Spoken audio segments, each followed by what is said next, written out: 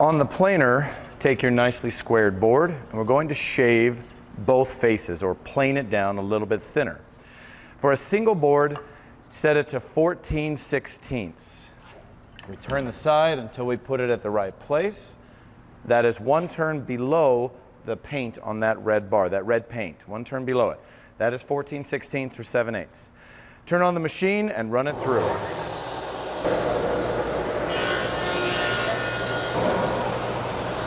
Take your board, turn the handle one full turn, and do the other side.